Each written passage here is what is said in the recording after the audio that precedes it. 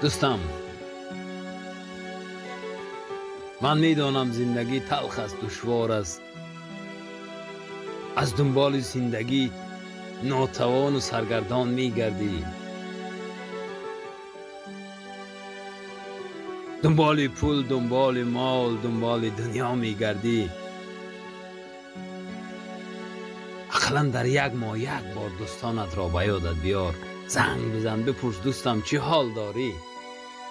شاید دوستی تو امروز در دشواری ها باشد، شاید خداوند همون صحیفه زندگی بر او کشاده باشد که دوستی تو امروز از همه ده نادارترین، غمدارترین، بیچاره ترین باشد.